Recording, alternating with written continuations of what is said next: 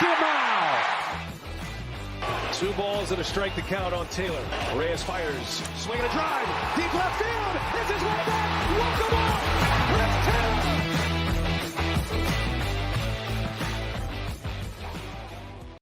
What's up, everybody? Welcome into another edition of DodgerHeads presented by DodgerBlue.com. My name is Jeff Spiegel, joined today by Daniel Starkand, talking Dodger baseball. And look, it's a rough week. They go 2-5, swept by the Pirates, win 2 in a row against the Mets, then lose 2 in a row against the Mets. But we always like to put things in perspective, Daniel. 35-19, 2 games up on the division, just a game behind the Mets for the best record in the National League, tied for the 3rd best record in baseball. Let's start with the week that was. They get swept by the Pirates and then take 2 of 4 from the Mets. What do you make of the 7 games that we just watched? Not great, that's for sure. I mean, we sat here a week ago and kind of previewed the week, and we both said, 5-2 would be, an acceptable week, hoping for 6-1. Obviously, it was pretty much the opposite of that, 2-5. And even in the 2 wins, it didn't really feel like they played, particularly well. They just kind of had good pitching performances. So not great. I think I tweeted this is probably the worst week of Dodger baseball we've seen in a very long time. But hey, this type of stuff happens. It's a long season, 162 games. You're bound to have a week here or there where you're not playing up to standard. I'd say, the fact that they even were able to split against the Mets, I guess you could take that as a positive considering how poorly they played. But overall, not great. Like you said, though, have some perspective. We're still in first place, still got a great record, still got plenty of season to go. So I don't think there's any need to hit the panic button or anything like that. But obviously, you'd like them to play better against a not very good team in the Pirates. And then you look at the series against the Mets as kind of a measuring stick type of series, the 2 best teams in the NL right now. So you'd like to take, 3 out of 4 in that series, and they had a chance to yesterday, but came up just short. So, not a great week, but also, not panicking. Yeah, it's interesting because obviously them being at home, the 7 games being at home plays a role too. Getting swept by the Pirates in Los Angeles is borderline unacceptable. They lose by 1, they lose by 2, they lose by 4. Then they come back against the Mets, and the Mets are the best team in the National League right now. I just said it. They beat them 2-0 and then 6-1. And I'm tweeting out like, hey, everybody that was panicking after the Pirates series, like how we feel now. We took 2 out of 4, two in a row from the Mets, and things were trending up. I mean, you looked at the last 2 and you're like, all right, Bueller and Urías, we had already faced the 2 best pitchers from the Mets that we were going to face. And then, we're going to talk a lot about Walker Buehler today. I can assure you of that. We'll talk a little bit about Julio Urías as well, but Bueller gets roughed up. They lose 9-4. Okay. Sunday's game was the fascinating one. They lose by 1 in extra innings. They had a lead. They blew the lead. Before we get into Sunday, I mean, does your perspective on the week change? Like, I imagine if the Dodgers had come back and won it in either the 9th or the 10th yesterday and say, hey, they took 3 out of 4 from the Mets. They're now tied with the Mets for best record in the National League. They might have been slightly ahead on win percentage points. But regardless, I feel like the tune changes if they win a game that they ended up losing in the 10th inning. Is that fair? Like, are we optimistic today and not pessimistic if they had just won yesterday's game?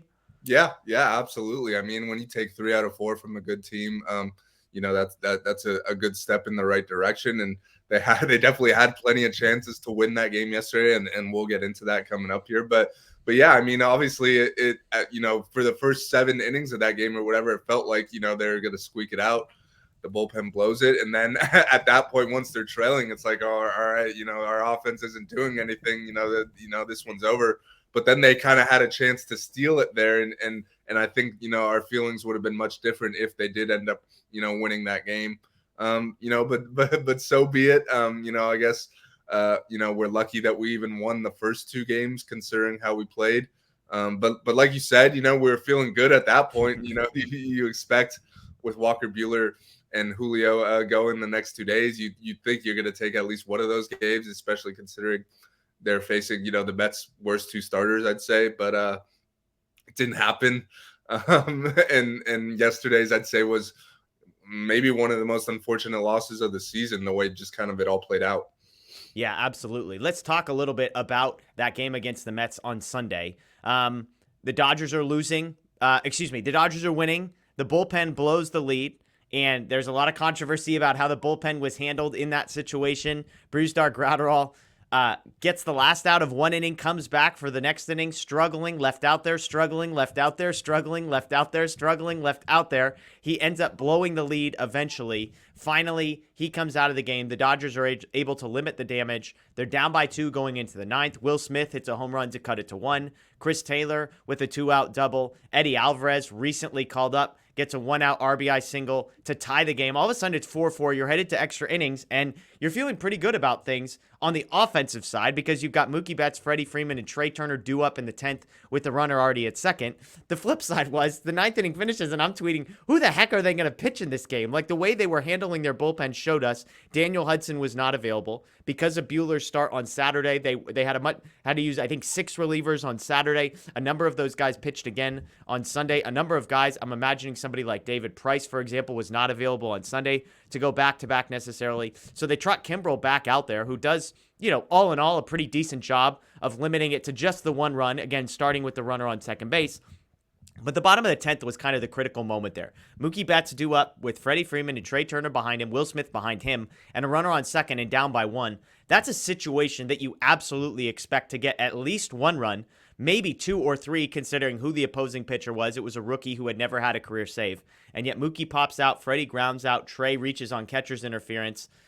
Which is a whole nother conversation about whether Trey Turner should have even been arguing for catcher's interference or just kept himself up there. But once he steals second, I'd say, okay, I'll take Will Smith batting with Trey Turner at second base as the go-ahead run. Will Smith ends up striking out, another brutal at-bat for a guy who's been struggling. What did you make of, I'll let you go any direction. If you want to do the bullpen Dave Roberts thing, if you want to do just the struggles offensively, where do you want to take how you sort of reacted to Sunday's game? I'll start with the offense, I guess, just because I feel like they're kind of getting lost in the shuffle as far as the blame game goes. They Trey hits the home run in the first inning, and then they basically just went quiet for 8 innings or whatever it was. We'll get into the bullpen obviously, but it's very tough when you hand the ball over to the bullpen with a 2-1 lead and say, we're not going to score any more runs. You got to protect this 1-run lead. That's not. It doesn't always play out like that. So obviously with this much talent on the roster offensively, you'd like them to score a few more runs there, widen the gap. Like you just said, there was a number of relievers that were not available. You knew you were short staffed. So ideally a few more runs there would have been nice, but I will give them credit. They come back in the 9th inning down to Will Smith, who's had, the worst luck in the world. It feels like finally gets one, that goes over the fence, makes it a 1-run game. Chris Taylor hits a ball a mile and it's a few feet foul, and you're like, oh no, here we go, another bad luck loss. But that he hits a double down the line, and Eddie Alvarez, who just got called up, you're not really expecting too much out of him at the plate. He goes up there, swings at the first pitch, and gets a base hit to tie it. So that was nice. It was good to see them rally there. They didn't just give up after the bullpen blew the lead. But then also you come back in the 10th inning, you got the tying run on second base to start the inning with Mookie, Freddie Freeman, and Trey Turner due up. I'd say, you like your chances most of the time with those guys up in that situation. But unfortunately it just didn't, work out this time. Mookie is not able to come up with a productive out to move him over to third. Freddie, who, has probably been in, his first slump as a Dodger the last week or so, he grounds out. And then the catcher's interference thing with Trey. I'm with you, though. I think the fact that he got to second and now all you need is, a base hit to win the game, essentially, from Will Smith. Even though as hot as Trey is, as well as he's been swinging the bat, the fact that he could get into scoring position there, I don't think you could be too mad about him arguing for the catcher's interference. But, ultimately, Smith strikes out and they come up just short. So it was a disappointing loss. But to me, I know plenty of the blame definitely goes to the bullpen and Gratterall. Plenty of the blame definitely goes to Dave Roberts as well. But I also think the offense cannot, just get lost in the shuffle here. Yeah, absolutely. And you and I were going at it with some folks on Twitter about that. It's like, look, yes, the Dodgers had a lead, but if you score 2 runs heading into the 9th inning, you can't blame the pitching staff. My view is if the pitching staff gives up 3 or fewer runs and you lose, it's the offense's fault. This Dodgers lineup especially. And that's where they were. And a couple notes on the bullpen that I thought were interesting, because then I want to circle back to Will Smith. He's going to set us up for the exercise we're going to do today. But a couple things. One is the lack of understanding of the rules on Saturday plays a role. So the Dodgers think that they can get Zach Mckinstry into the game to pitch because they have no chance. They've changed the rules this year or started enforcing a rule or whatever the language is to it has to be within a certain number of runs. It wasn't. So then they have to get Evan Phillips into that game. I'm going to be honest. I'm going to give Dave Roberts a pass. I feel like if you're changing the rules year to year and he's like, well, let's go to a position player here and not really understanding that they can't. On one hand, if somebody wants to be pissed at the manager for not knowing the rules, I'm with you. I'm just going to give the guy a little grace and say we're a quarter of the way into a new season where they are enforcing new rules all the time. Things are changing. But that has a domino effect because they were hoping to have Evan Phillips available for 2 innings on Sunday. He was not. He ends up getting just 2 outs. They pull him for Caleb Ferguson, who gets 2 outs. Ferguson, as we'll talk about, brand new back, has looked shaky. He gets 2 outs, allowing no hits, 1 strikeout. Then they go to Gratterall. Gratterall gets out of that inning. So what's that? That's the 7th inning that Gratterall gets out of. He comes into the 8th, and it's just a mess. Like I said, it's like walks and doubles and whatever else. Not a good outing from Gratterall. The one thing, again, I will say in Dave Roberts' defense is the guy that comes in right after him, Vessia, who's the only other guy available, it seems, besides Craig Kimbrell. Vessia was terrible too. So it's like, it's not like I wanted to crush him for the Gratterall move, but as time went on, it was kind of like, I didn't get the sense that Alex Vessia was going to be a whole lot better than Gratterall in that moment. So I think it was kind of a situation where his hands are tied. And again, we could go back further and say, why was Daniel Hudson throwing as many pitches in a 5-run game Friday night to where he's now not available on Sunday? That's a fair question, but I think all of that is just a mess, and I'll leave it at that. But let's circle back to Will Smith because I think this is kind of the interesting point, like I said, is going to set up our conversation. Will Smith comes up in the bottom of the 10th with runners at 2nd and 3rd. He had just hit a home run in his previous bat and yet has been in a slump. He was 0 for 3, then he hits the home run. Now he's sitting at 1 for 4, comes up in that at bat. He ends up striking out, his first strikeout of the game. His batting average is now at 227 on the season, on base at 341, slug at 390. And it brought me to a question that's going to drive the show today, which is, do you trust me? Is kind of the question right now. And I'll phrase it this way. Who do you trust the most right now? Because Will Smith comes up in a spot, and as many people know, I'm a big Will Smith guy. And the question is, do I trust Will Smith right now? And so I texted with you. I said, Daniel, I've got an idea for the show tomorrow. This is what I want to do. I want to look at all 26 guys on the roster, and I want to rank them 1 through 26th with one very specific question.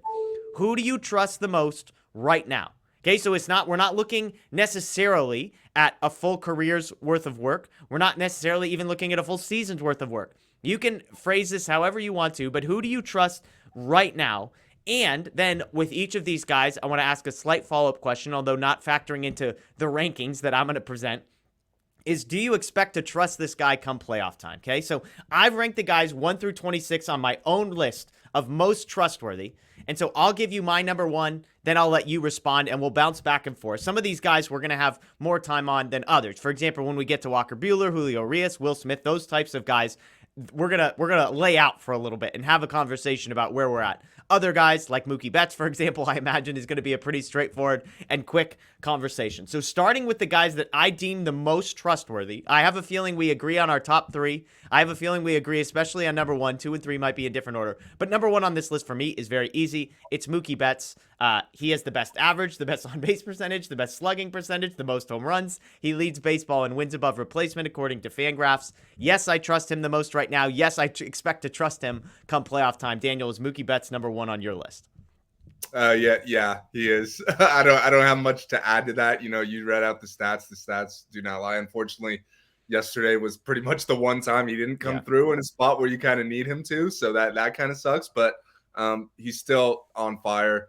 You know, and he does it in all aspects of the game. You know, he gets it done on defense. He's doing it on the base paths. So yeah, I'd have Mookie at 1 as well. Okay, so number 2 for me, I have a feeling there might be some people that disagree with me, but I've actually got Freddie Freeman still number 2 on this list of guys that I trust the most. He's behind Trey Turner in most offensive numbers. I like that he's been a little bit more consistent month to month. He's ahead on Fangraphs wins above replacement, but that's factoring in defense, which I should have clarified. I'm mostly thinking on the offensive side if I need a hit, the pitching side if I need an out. We're not really factoring defense into this. I've got Freddie Freeman number 2. I've got Trey Turner number 3. Trey Turner number 8 in wins above replacement over the last month. He's been on fire. We know about the hitting streaks, but I've got Freddie 2 and Trey Turner 3. How would you have those 2 ranked? Yeah, I actually thought you would have them the opposite there, but I actually agree with you. I think Freddie's been in a little slump, but he's still, you could look at his career, like he's been as consistent as it gets. So I'm not expecting the slump to last too much longer. I'm also expecting the power to come. He's only got like 4 home runs or something. So I'm expecting that to come around, and we'll be sitting here probably a week from now or 2 weeks from now and just laugh at, his little mini slump here. Yeah, he should have had 5 yesterday. Smashed the ball into left center field, but opposite field balls do not. The spin on the baseball is impacted. So okay, so 1, 2, and 3, Mookie, Freddie, Trey, whatever order you want to put those 3 in. There's not going to be a ton of arguments. I'm curious, Daniel. I'm going to pause here. Who do you have 4th on your list? Who is the 4th most trustworthy Dodger right now? And by the way, yes and yes for Trey and Freddie. We trust them now. We expect to trust them come October. I'm guessing no disagreement on that one. Who do you have 4th on your list right now? I thought about going Austin Barnes here. No, I'm just kidding. 4th for me, I think it would be Chris Taylor. I think he's shown he could come through in the big spots. I know he's there's a lot of swing and miss in his game, but there's also a lot of hits. He's got power. So I think Chris Taylor overall, it doesn't feel like he's having that good a year, but when you look at the numbers, it's like, all right, he's doing pretty solid. He's been pretty consistent. It feels like outside of, he had one little stretch there where he struck out in like half his at bats for like a week or whatever it was. But it seems like he's come out of that, and I think that, there's not too many great options, I would say, at the moment. So I think Chris Taylor is 4th. Okay, this is beautiful because Chris Taylor, I'm gonna be honest, not in my top 10, Daniel, not in my top 10. So this is good. Offensive players, or I'm throwing everybody in the same bucket. Oh, I was just going offense there. Okay, so if you were to open this up to pitcher, so I've got a couple other hitters still ahead of him, but I should have clarified. My list 1 through 26 is hitters and pitchers all thrown into the same category. Obviously, how do you compare the trustworthiness of a pitcher versus the trustworthiness of a hitter? But would you throw a pitcher ahead of Chris Taylor? Are there a couple pitchers that maybe you would throw ahead of Chris Taylor? I mean, the way the way Gonslin and Tyler Anderson are both throwing the ball right now, and honestly, probably Julio too. I'd probably put all 3 of those guys ahead. Okay. I don't know if I'd go with any relievers that pretty much no one really is inspiring me in the bullpen at the moment. But I'd say those 3 starters, I think they're all throwing the ball pretty well. Julio, kind of stumbled a little bit, but I think he kind of settled in yesterday. Got through 5 1/3. Only the 1 run. So I think you've tweeted a lot about this, about how he's, kind of getting grouped in with Walker Buehler. And I'm with you. I think that's kind of unfair. I don't think he's anywhere near the struggles of Walker Buehler right now. Yeah. So I think I'd probably put those 3 starters right in a row next. I'd put Gonslin first, and then Julio, and then Anderson. They're neck and neck, I'd say. All right, so we're more in agreement than I thought. I should have clarified. I got Tony Gonslin 4th on my list, the 4th most trustworthy guy. 10 starts. He has not allowed more than 2 earned runs in any of those. He's gone 6+ in 4 in a row. He has allowed more than 3 hits just twice all season. That was a 4-hit performance and a 5-hit performance. So he's never allowed more than 5 hits all year. Just 2 walks in his past 18 innings. That was his sort of issue early. The changeup, the slider, we've talked about, both elite pitches. So I've got Gonslin 4th on my list, and then I've actually got Tyler Anderson 5th on my list. Tyler Anderson, 26 consecutive scoreless innings, 6+ innings in 5 straight starts, just 1 walk across that stretch, 2 or fewer earned runs in 9 of his 10 appearances. He was 2nd in baseball in strike throwing last year. This was an interesting stat I was looking up yesterday. Julio was number 1. Tyler Anderson was number 2. So I'm curious if that's kind of what drew the Dodgers to Tyler Anderson. We know the changeup is the secret sauce, one of the best pitches in all of baseball right now. So I've got Gonsolin 4, Tyler Anderson 5. It sounds like maybe you'd have Julio in that mix, but overall, anything that you would add to Gonsolin and Anderson as far as trustworthy right now, because then I want to ask do you expect to trust these guys in a few months? So go for it. Yeah, I mean, I'd say right now is the key with those guys. Like, coming into the season, if you look at the numbers they're putting up right now, I don't think anyone in the world expected either guy to put up the numbers they're putting up. So I think they definitely deserve a ton of credit for what they've been doing. It feels like every time those guys take the mound, it just feels like they're going to have a really good outing. So in that sense, I definitely trust them both right now. I don't know. I'm not expecting them both, to just be Cy Young guys all season necessarily. But I definitely think you can't ignore what they're doing right now. Both guys have been incredible. They've both been exactly what this team needs. When you look at the injuries and the rotation, the struggles of Walker Buehler, and Julio to a lesser extent. The bullpen struggles. They've needed they've needed everything they've gotten out of those guys, and credit to them. They've given it to them. Okay, so I'm going to ask you directly. Do you expect to trust Tony Gonslin come postseason time? I expect to trust him as a fourth starter. Okay. I'll say that, which is typically your fourth starter starts one game in the series, maybe two. Typically you're not expecting to get as much length out of him. Like, if it's 4 or 5 innings, if you could get 4 or 5 strong innings, go through the order twice. That's good enough for me. So I trust him in that sense. I'm not exactly trusting him to go out and throw 6 or 7 scoreless innings every playoff outing. But hey, who knows? The way he's been throwing, who knows? It might be sustainable. Tyler Anderson, sort of same boat, would you say? I'd say same boat. I'd say I still, hold Gonslin a little higher than Anderson, even looking ahead to the postseason. Okay. Yeah, Anderson, to me, I'm curious just because he feels like a guy that probably can go a little bit like Gonslin. I will start to get worried at some point about the innings load that he's got. His arm, his shoulder have not had that, whereas Anderson, a veteran guy, raised in the Pacific Northwest, University of Oregon grad. I shouldn't say raised in. I don't know where he's from, but at least a guy who's been around. He's in his 30s, I believe, and so you expect maybe some length that you can get out of him. All right, so Gonslin 4, Anderson 5. That's my top 5. Number 6 on the list sounds like it's going to be a name that surprises you a little bit. I've got Daniel Hudson, number 6 on my list, guys that I trust right now. 1.96 ERA in 18.1 innings. His walk rate is a career low. He's striking out more than a guy an inning. I know the bullpen as a whole hasn't been great. He is the only guy in my top 9 that's a relief pitcher, but I have Daniel Hudson high up on this list. I know you said you'd have Urías ahead of him, but talk to me about Daniel Hudson. Do you trust him now? Is he a guy that you would trust moving forward?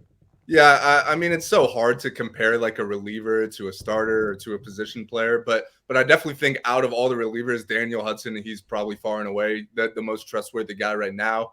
I also think he's someone, you could trust going into the postseason throughout the season. He's shown he could get it done in October. In the past, he's been on the mound for the final out of a World Series before, so it's not like the pressure is going to get to him. But I think he's been far and away the most trustworthy reliever. It would have been nice to have him yesterday, as we talked about earlier. Like he pitches Friday in a 5-run game. I don't know how necessary that was. At the same time, it's hard to forecast what's going to happen in the future, and you want to get him work. So it's hard to fault him completely for that. But, I think when you look, down the list in the bullpen, even counting Craig Kimbrell, I think, I trust Daniel Hudson way more. I still think, we're waiting to see what's going on with Blake Trinan, if he's going to be back.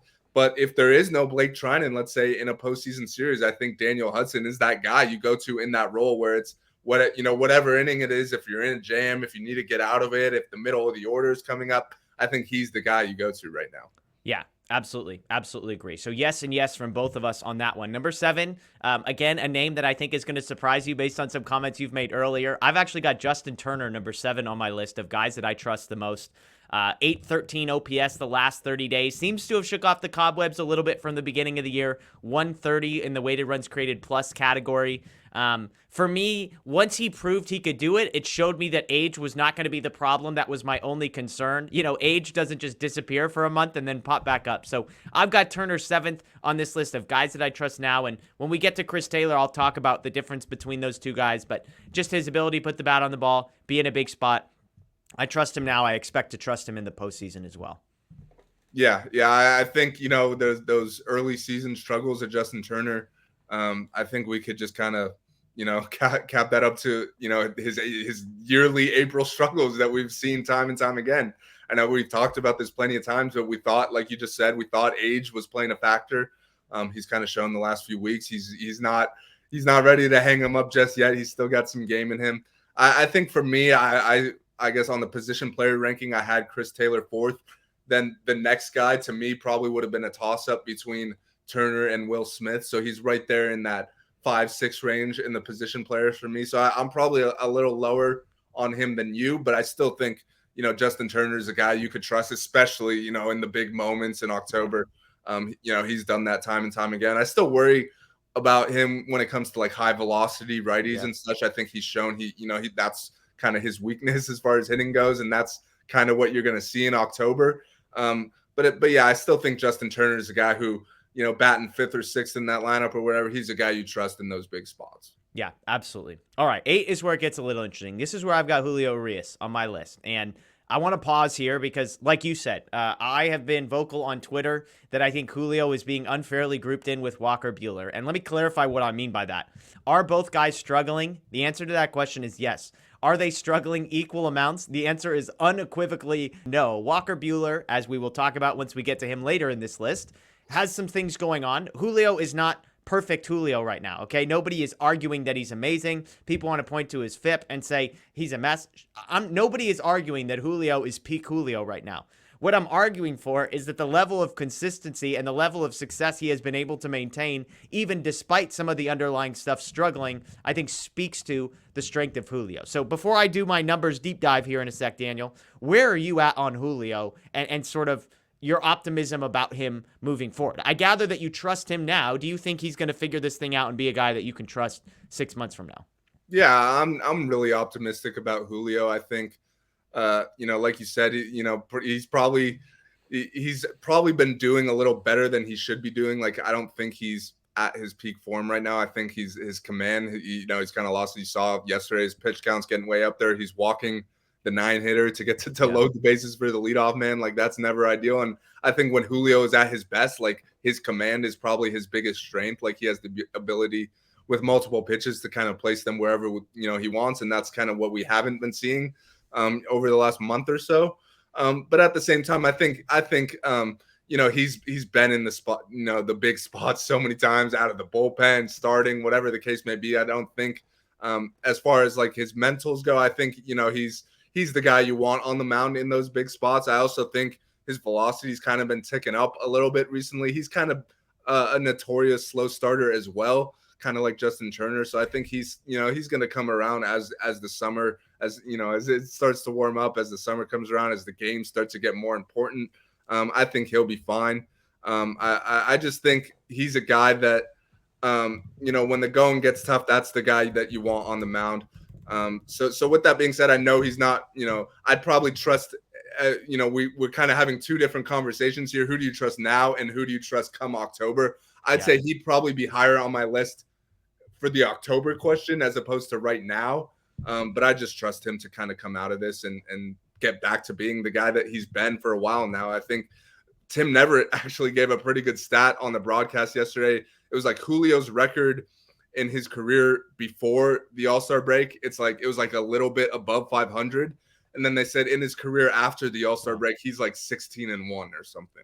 Okay. So there you go. Yeah, I mean, and somebody asked a great question on Twitter. Apologies that I don't remember who, but they said, hey, how much of this might have to do with the fact that he threw 185, almost 186 innings last year? That was basically his career total heading into the season. I mean, he threw 55 innings in 2020, 80 innings in 2019, 4 innings in 2018, and 23 innings in 2017. And then he throws 185 and 2/3 in the regular season of 2021. And so I think that's part of it. I also wonder if with him and with Bueller, I mean, look, I think both these guys are trying, Kate, so don't misinterpret. But I do think in the Dodgers, there's a collective sense of we are less concerned about being at peak performance in June than we are at being at peak performance in September, October, and November. And so I wonder as a pitcher, if you just sort of slow yourself down a little bit and, you're maybe operating at 85, 90%, maybe even subconsciously, because you want to make sure that you're ready to go for the stretch run. I'm not sure, but here's some numbers with Urías as to why I am optimistic about Julio both now and in the future. 94th percentile in hard hit rate, 86th percentile in average exit velocity against. So he's not allowing people to square him up and make hard contact. That's huge. Expected ERA, expected batting average, his walk rate are all above the 60th percentile, so above average to very above average. If you want to be pessimistic, the barrel rate is not good, the strikeout rate is not good, and the whiff rate are not good. It's interesting to note that his whiff rate has actually never been that great. Like you said, it's sort of command and mixing pitches that I think he has thrived on. Last season, his whiff rate was 35%. This year, 35th percentile. This year, he's 37th percentile. So he's actually better relative to the league whiff rate now than he was last year. The strikeouts are way down. He got 9.45 per 9 last season, 7 this season. The fastball velocity has been down 1.5 miles. Interesting, I was looking at some of the vertical movement. Last year, his fastball what is it? It dropped 1.5 inches less than the average fastball. So that's the appears to be rising because it's not dropping as much. That was an elite number. This year, he has an average fastball as far as vertical movement. That could be a problem. He had been 1.5 inches above average in 2019, 2020, and 2021. This year, again, he's evenly average. But the last thing, the headline for me, why I trust Julio, 7 of 11 starts, he's allowed 1 run or less. He has 8 of 11 under 2, 9 of 11 under 3. He's allowed 4 runs and 5 runs in individual starts as well. So again, for the people just tuning in and not paying attention, let me clarify this. I do not think Julio is perfect. I do not think we have peak Julio. I think he is imperfect. And yet, compared to somebody like Walker Buehler, who's having massive struggles, and some other folks we're going to talk about, I don't think Julio belongs in the same category there. So Julio, number 8 most trustworthy for me. Number 9 on my list, nobody will be surprised to hear, is Will Smith. And I know Will Smith has been struggling. You said at the beginning, this is a guy who's had some bad luck. Where are you at on Will Smith? When he steps to the plate with runners at second and third last night with a chance to win the game, are you confident or not confident the way he's playing right now? Yeah, I'm still confident in Will Smith. I think he's shown he could come through in the clutch moments. I think he's arguably had more clutch hits than anyone else in that lineup. You know, it's unfortunate he doesn't come through yesterday in that big spot, but he also, I mean, if you look just a couple innings before that, like he homers to lead off the 9th inning, kind of gets that rally going. And he also earlier in the game, he hits a ball down the line that's like this much foul, could have been a double that would have scored another run. So I think I still trust in Will Smith. He's another guy kind of like Freddie that it's like he's in a slump now, but how long is this really going to last? Like probably not much longer if you ask me. So he's still high up there, you know, for me as far as trust goes. Yeah, I mean, look, I looked at his numbers. The last month, his wins above replacement is the lowest of any qualifying Dodger hitter. It's lower than Cody Bellinger. And yet a lot of that is defensive. He's still weighted runs created plus. He's been an above average offensive player over the last month, 104. The StatCast stuff, again, I've said it, suggests bad luck. 88th percentile in expected weighted on base average, 84th percentile expected slugging percentage. There's literally no blue on his StatCast chart outside of his framing numbers are not good and his max exit velocity are not good. Everything else is above average to elite, basically. And so I think he's going to figure it out. The track record suggests he's going to figure it out. And so I trust him now. I'm going to trust him come the offseason or postseason, excuse me. Maybe the offseason too. He seems like a great guy. Seems like a great guy. Seems no character concerns in the offseason either. Okay, number 10 on my list. We have still not gotten to your boy Chris Taylor. We are not going to get to him right here. I've got Evan Phillips, number 10 on my list of guys that I trust the most. A guy that many people wondered if he would be on the roster. His last 12 appearances, he has a 0.71 ERA. Again, the StatCast elite, 91st percentile strikeout rate, 88th percentile expected batting average, over the 80th, top 20% in baseball in expected ERA, expected slugging. There's red everywhere. He has a nasty slider. The fastball is touching 96, 97, 98. I don't know what else to say. I mean, I just have inherent trust in him. There's an argument to be made that he should be ahead of Daniel Hudson, who I had, 6th on this list. So Evan Phillips has been fantastic. He's number 10, the guys that I trust the most right now. Yeah, what would you have thought if I told you on opening day that we'd be sitting here on June 6th saying Evan Phillips is more trustworthy than Craig Kimbrell and Gratterall and pretty much everyone else in that bullpen? I would have told you you're crazy, but hey, the numbers do not lie. He's been dealing. He comes in. Obviously, they would have liked to not pitch him Saturday, so they would have had him for 2 innings Sunday. I think that, who knows, that could have led to some different results. But I'll even give him credit. Saturday he barely gets any warm-up pitches, and he still goes out there and throws up a 0. So, to me, I agree with you. I think out of everyone in that bullpen right now, I'd put him probably slightly behind Daniel Hudson. I don't exactly know come October. I don't know if we'll be saying, he's the second most trustworthy reliever in that bullpen. But, hey, he's a guy that they basically got for nothing. So you just kind of ride the wave. You keep throwing him out there in those big spots because he's been coming through every time. So I'm with you. I definitely have more trust in Evan Phillips right now than most of the other guys out there. Yeah, absolutely. And to be fair to him, the reason people were questioning his status on the roster had nothing to do with him and his abilities as much as it did just the glut of pitchers that they had and his inability to be sent down to the minor leagues. And so now I think you're looking at a guy that you're going to pencil in for a few years. Like we've talked about, the contract is very good. So, all right, this is going to be clunky for a second, but let me post up my top 10 here. I'll add that There we go. Jeff's top 10, most trustworthy right now. We got Mookie, Freddie, Trey, Tony Gonslin, Tyler Anderson, Daniel Hudson, Justin Turner, Julio Urías, Will Smith, and Evan Phillips. I think I know the answer based on some conversations, but are there any glaring misses? Any guys that you are maybe at the beginning of the exercise surprised did not find themselves in the top 10, or any of these guys that you think are maybe overranked on my list? I mean, I'd say this looks pretty good. I think, we've already talked about it. I think I'd move Julio up a few spots, and then I'd probably just replace Justin Turner with Chris Taylor, and that's pretty much my list. Okay.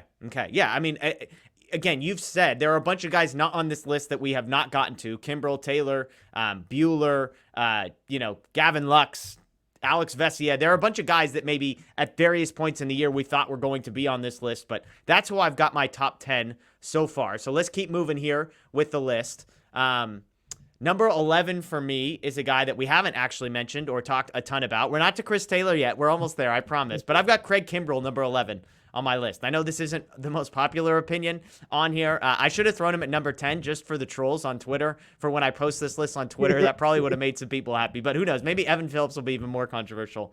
The fastball's ticking up. I know he's working on finding the breaking ball. The strikeout rate's insane. I mean, he's striking out almost he's averaging 1.5 strikeouts per inning pitched over the last month. The ERA is bad, 5.56. The fielding independent pitching, the FIP is 2.26. I'm a believer in Kimbrell. I trust him now still. He pitched well yesterday. I definitely think I'm going to trust him come the end of the year. Where are you at on Kimbrell? Yeah, he's another guy that, I feel like his trustworthiness in October will be higher than it is right now. But I'm with you. I feel like he's been coming around. Obviously, that outing against the Pirates was his worst one, probably. That felt like rock bottom for him. But then he bounces back with probably his two best outings as a Dodger, his last two times out. I know he gives up the go-ahead run yesterday, but at the same time, that's to me, giving up the one run when there's a runner on second base. I'll take that every time. And also, he's a few inches away. That ball barely drops in. Chris Taylor almost caught it. And, if he's able to make that catch and the ball doesn't get past him, who knows? Maybe that inning's completely different, and maybe he puts up a 0, and then you're coming up with the top of the order, only needing to score, one run. It's a much different story. But I think he's looked good. I think the velocity has ticked up. He's thrown, I think he hit 98 yesterday. He was consistently 96, 97. That's good to see. To me, I still think the breaking ball has some work to be done. And to me, once he gets that breaking ball, once he gets command of that breaking ball, that's kind of when it's game over. You mentioned he's striking out a batter and a half an inning, so missing bats is not his problem. So I'm with you on Craig Kimbrell. He wouldn't be in my top 10 right now, but I'd say he's one of those guys that's kind of trending up and up. And I still think his best innings are ahead of him. We've talked about it plenty of times, how he had no spring training. April was basically his spring training. He's pitching once a week. It's hard to gain some momentum when that's kind of your schedule. And I think now we're starting to see him pitch more. He pitched 3 times this week, so that's good to see. He was he goes 2 innings yesterday for the first time all season. That's good to see. We weren't even sure if we could get 4 outs out of him, like you said earlier. You were tweeting out after the 9th inning who's gonna pitch, and so it's good to see that Kimbrell goes back out there and actually looks pretty decent in his second inning as well. So I'm with you. He's definitely starting to trend up. Yeah, I mean, he threw 2 innings yesterday. He threw 19 pitches and struck out 3 guys. Those numbers do not equate. To get 6 outs, 3 of them via strikeout, and only throw 19 pitches in 2 innings. So kudos to him. He allows 1 hit. The 1 run, again, was an unearned run. So, okay, number 12 for me is where Chris Taylor comes in. And here's sort of briefly why he's this low on my list. Yes, he's 4th among Dodger hitters in wins above replacement this year. He's got an OPS right of 800 on the nose. The strikeout rate is terrifying. He's striking out 1 out of every 3 at-bats, right on the nose. That's not a roundup. That's not an exaggeration. His strikeout rate is 33%. He does make it work by barreling the most balls, by barreling most of the balls he hits, but to me, I know this is historically how he operates. It's an extreme version of that. He has never struck out this much before. It just doesn't feel sustainable to me. So do I trust him now? Yeah, I mean, he's number 12 on my list, but whether or not he can keep this up, it feels like something has to give. Either the strikeout rate has to dip, or the luck that he gets on batted balls has to decrease a little bit. One of those two. I just don't know. So for me, that's why he's number 12 on my list. I would say I still think we're above the I trust you line. I trust Chris Taylor right now. We're getting close to the I don't trust you line. I still think he's above it for me. He hits the home run last year against the Cardinals, so he will forever be on the I trust you in October list, as long as he doesn't, like, the strikeout rate doesn't get worse. But we're getting to the border here for Chris Taylor. I know you mentioned it earlier, but anything you would add on Taylor? I'd say, I guess, like, when you ask, do you trust me? Like, what do you mean by that? Like, do you trust me with a runner on third and run out and one out to get the runner home? I'd say, if that's the question, Chris Taylor is probably a little lower on my list because of all the swing and miss stuff. Like, yeah. I don't know if, that's the spot you trust him, but I'd say just overall, who do you trust to be consistent, to come up big at times? I think Chris Taylor has earned the benefit of the doubt. I know the strikeout rate is at an all-time high, but at the same time, he's always been a high strikeout guy. Like, it's not like he's been a contact guy and now all of a sudden he's missing everything. I know it's higher than it should be, and I think it'll come down as the season goes along. Like, those numbers usually even out. I still think it'll be very high, but not quite 33%. Like, that seems a bit extreme. So I think that'll come down a little bit. I think he's come up in big spots. You mentioned the home run in the wild card game. Obviously, he's been on this team since, in coming through in October since 2017. So I'd say I'm a little higher on you, but I understand the concern. Obviously, a 33% strikeout rate. That's probably the highest in the league, or right around the highest in the league, if I had to guess. Yeah, it's definitely up there. 28.7 is where he was at last year, if you want to just compare for his strikeout rate. And the number, when I talk about the batted ball luck, he's hitting 377 on balls in play this year. That's 40 points higher than last year. That does not feel sustainable. So there you go. Yeah, he's third percentile in strikeout rate, so somehow not the worst. There's 2% of players that are worse than him. He's probably the worst of guys that actually have, like, decent overall numbers, I'd say. Like, I'd say anyone that's below him on strikeout rate probably has like a 550 OPS on this season. Yeah, this is actually a great question. Let me look this up real quick. I wonder if he leads the league in strikeouts. I would have to imagine he's close, right? His buddy Cody Bellinger is probably right up there with him, if I had to guess. Chris Taylor is fourth in strikeouts this year. He's got 66. Patrick Wisdom has 74 strikeouts. Eugenio Suarez has 71 strikeouts, and Kyle Schwarber has 69 strikeouts. Credit to Cody Bellinger, way down at 21st. Daniel, come on, you're not giving him nearly enough credit on this list. He just missed a few games. That was probably 10 strikeouts that he missed. So there you go. Okay, so there's the top 12. So guys we haven't mentioned yet. Bueller has not come up. Vessia, Gratterall, Lux, Price, McKinstry, Barnes, Bellinger, etc. This is where, as I love doing these exercises. I'm going to be honest. This is where it get complicated, because you've got guys that you believe in big picture, but have been struggling of late. You've got guys that are just coming up. You've got guys that you just don't trust at all, that maybe are a little bit easier. This is almost the part of the list where I started at the back now. And I said, who do I trust the least? And let's work our way to 13. I've got number 13, Brusdar Gratterall. And this is an unpopular opinion today because he has allowed 3 earned runs in each of his last 2 appearances. But that's coming off of 8 1/3 scoreless before that. The 4.81 ERA, not good. The 7.7 strikeouts per 9, not good. The walk rate of a career high 3.70, not good. And yet, he's in the 100th percentile of hard hit percentage, 98th percentile for exit velocity against, expected ERA, expected batting average, expected slugging, barrel rate, all in the top 13%. And so there are moments where he seems absolutely dominant, like he might be the best relief pitcher the Dodgers have. And then there's the last 2 outings. This isn't a reflection of I believe in Gratterall a ton, probably as much as just there's a bunch of guys that are below him right now. I've got Gratterall 13th. I think I trust him now, and I still believe I'm going to trust him in October. He's still on the yes, I trust you now, and the yes, I will trust you in October category for me. Yeah, I feel like Gratterall is like one of the biggest enigmas like in all of sports right now. Like when you look at him, when you see the stuff, like you see him throwing 101, 102 miles an hour, you're like, how does anyone hit the ball against this guy? But then at the same time, literally everyone hits the ball against this guy. Like he does not miss any bats. So I'd say he's probably a little lower for me just for that reason. But I understand where you're coming from. Like you still see the stuff. You know, guys aren't necessarily barreling him up that much, even if they are putting the ball in play. And he's had a couple bad outings in a row here. I think before that, for the most part, he's been pretty good.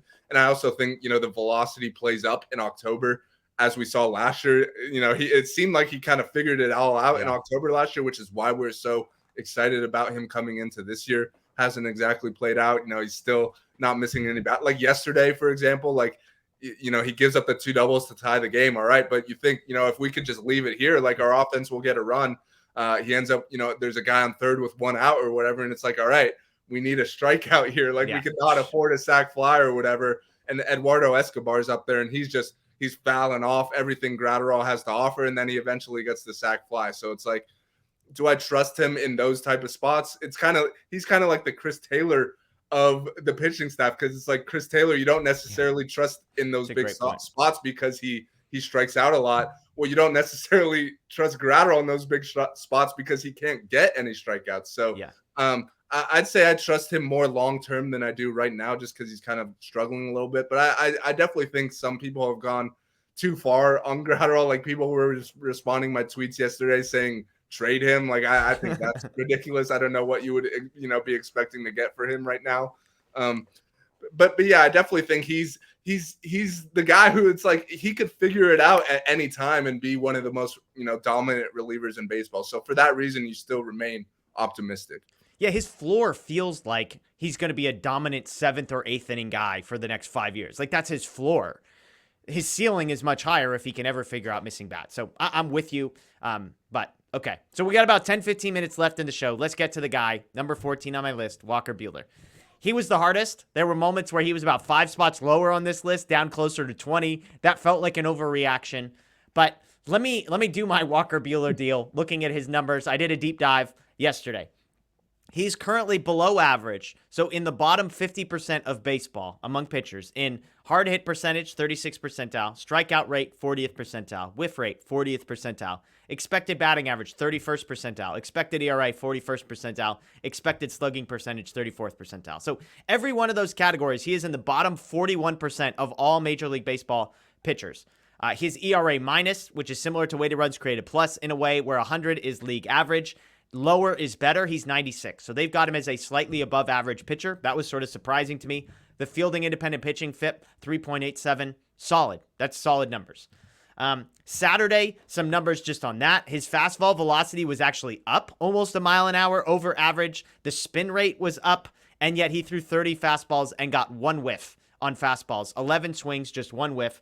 His slider was a mess. The vertical break on his slider is down 6 inches over his season average. So basically it was a flat slider. It wasn't dropping at all. The horizontal break was down 3 inches. So it was moving less top to bottom and side to side. Alonso homers off that pitch. Marte doubles off that pitch. And really it's a symptom of kind of the bigger picture with Buehler over the past 5 starts, which is the word command. So his last 5 starts, 24 2/3 innings, 18 earned runs. He's allowed 41 base runners in 24 innings, just 20 strikeouts, 8 walks, 5 home runs. He's throwing strikes at a rate of just 62% of the time.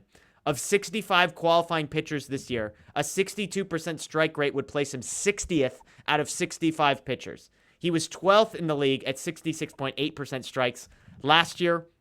Some more numbers in 2022, his in-zone percentage, number of pitches in the zone, is down 5% from last year. That was down almost 1% from the year before. People are swinging more when he's in the zone, 4% more, and they are making more contact, 3% more. The whiff rate is at 21.4%. That's 5% down from last year. His called strikes is down from 18% to 13.9%. But again, let's get to the fastball. That's the key here. Here's the number that is the most alarming for Buehler. The strikeout percentage with his fastball last year was 23.8%. That number in 2022 is 8.5%. It is down almost 15%. Put away, it was 19.3% with the fastball last year, 8.9% in 2022. I don't know. I mean, I'd like to say I trust him now. I really don't. I mean, I was joking with a friend who I was like, hey, you want to bet the Dodgers on Saturday? He's like, not if Walker Buehler's pitching. Like, it doesn't matter who's, like, we could bet the over, but maybe not the Dodgers to win the game. I think the concerning thing to me is I don't know what the fix is. There's nothing in this that says, he'll figure it out, because the fastball, he even said, in Fabian Ardaya had an article that was great, and he was basically like, Buehler says, he's like, my pitching is all over the place. I'm a short guy. In order to get the velocity I do, there's a lot of movement that has to be dialed in, and so if something small is off, it's not a super easy fix. So I don't trust Walker Buehler right now. This is the line of guys that I don't trust right now. Walker Buehler is below it. Do I trust him in October? history tells me yes, but what I'm seeing in front of me, it's really hard for me to get to yes. So I know that's a lot of numbers I threw out there, but Daniel, what do you make of Walker Buehler right now? Yeah, I mean, I definitely don't trust him at the moment. I think he's been struggling for a while now, and I think you broke it down pretty well. Like, I think a lot of it is his fastball is not what it was. Like, he used to be able to, whenever he needed it, he would just rear back and throw 97, 98 and blow it by guys. And this season, his fastball's been his worst pitch. Like, he's not getting his fastball by anyone. I also think like a lot of people could get confused. Like, there's a difference between control and command. Like, I think control is your ability to throw strikes. And I think Walker Buehler, like, he's still throwing strikes. He's not walking too many guys. Like, I think his, as far as StatCast goes, he's 68th percentile in walk rate. So that's still pretty good. You'll take that. But I also think his command is all over the place. Like, he's throwing, he just can't really throw anything where he wants it to. And it's like, that's going to lead to you getting hit. Like, if you're trying to throw something on the outside corner and it leaks to the middle of the plate, you're going to get hit, especially when your fastball isn't as dominant as it has been in the past. So I think that's what we're seeing right now. I think, who knows, there could be some mechanical tweaks to be had that could kind of fix that type of stuff.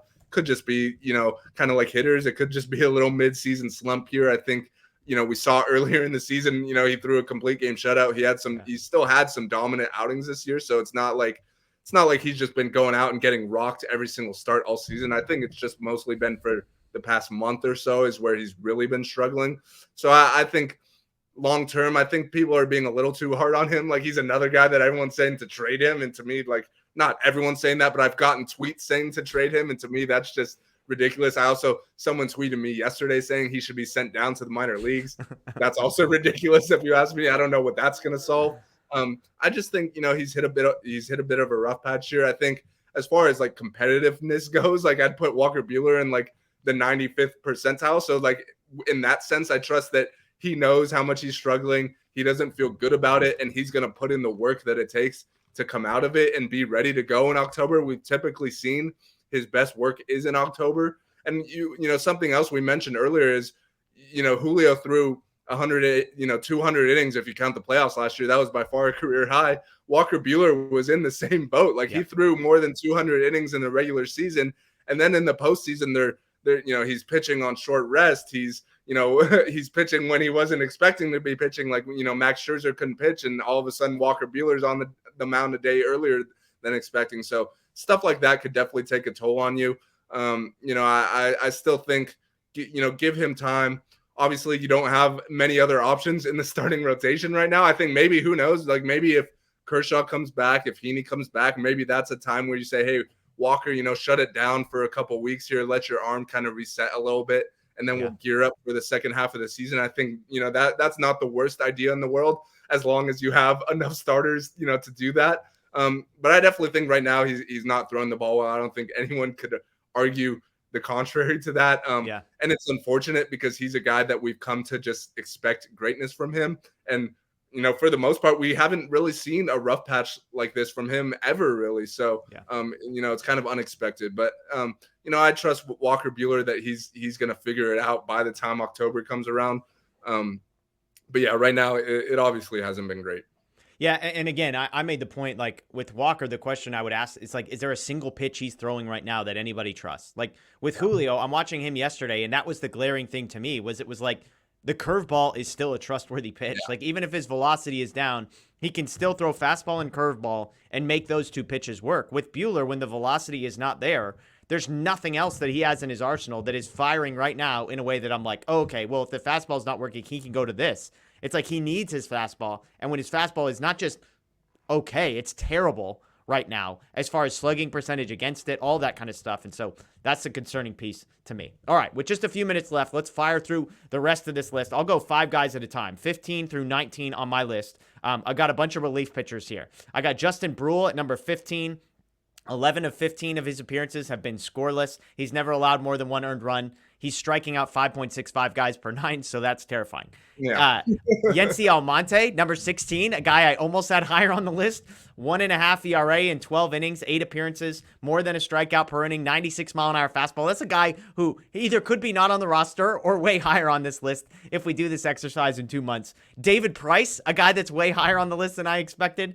11 and 2/3 innings, 3.09 ERA. How about this? Career high strikeouts per 9 so far this year. Career lowest since 2014 when it comes to his walk rate. 12.3 strikeouts per 9, 1.5 walks per 9. Gavin Lux, number 18 for me. I would describe Gavin Lux as fine. 260 batting average, 345 on base percentage. Solid. 333 slugging percentage, really bad. He's a league average hitter, 99 weighted runs created plus, just 1 home run on the season. He's fine. 19 for me is Alex Vessia. 18 of his 21 appearances have been scoreless. The whiff rate is 84th percentile. The strikeout rate is 90th percentile. The problem is his contact numbers are very average. His last 6 appearances have not been great. 10 base runners in 5.1 innings for Vessia. So of those guys, quickly, Bruhl, Almonte, Price, Lux, and Vessia, 15 through 19. Any comments on individuals that you want to make or anybody jump out to you? I mean, I'd say just the notable thing from that list is you got the 3 lefty relievers. So I guess you trust them. The order for you would be Bruhl, Price, Vessia. Right now. And that's like offensive to me. Trust me. When that comes out of my mouth, that's offensive to me. Yeah. But and maybe I'm overreacting to Vessia the last few outings. He looked really bad. He just looked like his fastball. It's like, if it's not getting swings and misses, it looks everything about him looks very average. And so maybe I'm overreacting to that. Yeah, and I think the key with Vessia is, you mentioned the fastball. Like, it's not like he's pumping 100. So with him, it's more about where he's locating it. And when you see him locating it at the top of the zone, and then his off speed is playing off of that, I think that's when you see him at his best.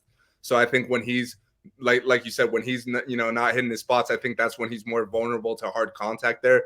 So I agree with you in that sense, but I also think he misses way more bats than either of the other 2 lefties. Like Bruhl's been fine. I think he's been good for the most part, but I also don't think he misses any bats. I also don't think he's not really a guy you just trust against lefties and righties. I think he's more of a guy, just kind of a lefty specialist type of guy. So I think I'd probably have Bruhl last of the 3 lefties. But to your point and to where you have them on this list, I think they're all pretty close. I don't think any of them have been, exceptionally good, and I don't think any of them have been bad either. So I think they all kind of belong in that area. I'd probably would move Bruhl to last, which it's not, it's not that big of a deal when you're talking about, is he 15th or 18th or whatever. Yeah. Okay, 20 through 24. I've got Zach McKinstry, Austin Barnes, Cody Bellinger, Caleb Ferguson, and Eddie Alvarez, 20 through 24. Obviously, I've got McKinstry, Barnes, Bellinger. That's probably where the talking points are. McKinstry, it's projection, but I believe in the profile. We've seen him do it successfully at the beginning of last year. He obviously hits a home run. Austin Barnes is hitting 217 with a 309 on base percentage. The home runs are nice, but I'll continue to bet on the larger sample size over the smaller sample size. And then Bellinger's fascinating. I mean, every time you think he's going to turn it on, the last month he's got a 283 on base percentage and a 371 slugging percentage. He's basically an average hitter who strikes out a lot more and has a bunch of power. It's fascinating to me because him and Lux are literally opposite hitters. Yeah. So Lux is high average, high on base, no power. Cody Bellinger's low average, low on base with like some pop. I would prefer the Lux profile personally if I were building a batter. I want a guy who hits 260 with the 350 on base over a guy who strikes out, 1 out of every 4 at bats and hits a home run once every, week and a half or something like that. But McKinstry, Barnes, Bellinger, Ferguson, I think will be higher on this list at some point, but he's just coming back from injury. Hasn't looked totally perfect yet. And then Eddie Alvarez, 930 OPS at AAA, 2 for 5 on Sunday. I've got him ahead of, I'll just finish the list. Hanser Alberto's number 25th. We knew what the profile was going to be. He's got a 250 on base percentage. Yeah. I like that he makes contact. I'm going to be happy with that once we get to the postseason. He's a great clubhouse guy. If clubhouse culture was a big thing, he would probably be above the I trust you list line. And then no offense, no hard feelings. What's your line? No disrespect to Mitch White, but he's number 26 on my list. So again, I've got McKinstry, Barnes, Bellinger, Ferguson, Alvarez, Alberto, and White to finish off my list. Yeah, just real quick on Ferguson, I'm with you. I think he's a guy who later in the season we're probably going to trust him a lot more than we do now, but he's still working his way back. It was his second Tommy John surgery, so that's obviously no small deal there. So I think it's going to take him some time, but I think, who knows, he's got the type of stuff that plays up in October. So, later in the season, we'll see where he's at. It's crazy to think that Bellinger's, that far on the list, even behind Austin Barnes. That's a little surprising, I guess. I'd probably maybe put him ahead of Austin Barnes, but I know, that's not a huge change or anything. And I think overall, there's not a whole lot of trust in Bellinger right now. So I'm with you there. He's kind of the guy that, like you said, like he takes some at bats that you start to get optimistic, and you say, the talent is there. It's like maybe he could get hot here, but then every time that happens, it seems like then he has like an 0 for 17 stretch right after or something. So it's been a mixed bag with him, but for the most part, not great. I agree he should be in that group, but I don't know if I'm that low on him that he's below Austin Barnes on my list. What about Zach McKinstry? Where do you have McKinstry in the Barnes, Bellinger, Alvarez, Alberto camp? It's tough to say just because the sample is so small. Like we've only seen him for a handful of games, but the AAA numbers are good. He's a guy that we've liked in the past. So I got to see more from him. I don't really have some hot take on Zach McKinstry at the moment, but I'd like to see more of him. I'll say that. Like there's pretty much the DH spot is open right now. I know Max Muncy will be back within the next week or so here, but right now I'd like to see him get more at bats and see what he's got, because when he at the beginning of last year, when he was kind of getting the runway to get some playing time, he looked really good, and then he got hurt after that, and then never quite picked up where he left off. But I think given the chance, he's a guy who the talent is there. You don't exactly love him defensively, even though he could play multiple positions, but you can move him around a little bit. And who knows? He's got a little pop. We saw him, homer the other day. Yeah, absolutely. All right, well, we're over the hour mark. Briefly, Dodgers off day on Monday. They got 3 in Chicago against the White Sox, and then 3 in San Francisco against the Giants before coming home to face the Angels and the Guardians. Got that one right. First time attempt on the show here. Next week, but White Sox, Giants this week. We joked Mitch White versus Michael Kopech is the Tuesday outing. That's not the matchup the Dodgers are looking forward to. You got Gonslin versus Cueto, Anderson versus Cease, and then Bueller versus Webb, Urias versus Junis, and White versus Rodon in San Francisco. That'll be Kershaw instead of White. Okay, there you go. That's right. Kershaw, some good positive updates from both him and Heaney over the week. So Kershaw expected to throw a bullpen, I believe is what they said this week. Yeah. And then, that's nice. Kershaw over White against Carlos Rodon is that's an upgrade, I would like to say. So we won't make any predictions. We were so bad last week that we'll postpone predictions. Matt and I will do a preview for that Giants series before we get there, so be on the lookout for that. But I would love feedback on our list. Again, who do you trust the most right now was the exercise, and then the follow-up question on each of those guys is, do you expect to trust this guy come the postseason? I think I ended up with 13 or 14 guys that I trust right now, 13 guys that I trust right now, and then 13 guys that I don't trust. Right down the middle is where it ended up being with me. So I'm hoping that number is higher once we get to the postseason, but we'll see. So that's Daniel Starkand. My name is Jeff Spiegel. As always, we appreciate you watching us. Please subscribe, ring the notification bell here if you're watching on YouTube. If you're listening via Apple Podcasts, Spotify Podcasts, Google Podcasts, please subscribe, follow, rate, and review. Those are super helpful to us. We greatly appreciate when folks go and do that. And of course, check out DodgerBlue.com and DodgerBlue1958 on social media for all the latest. We appreciate you always. We'll see you next time.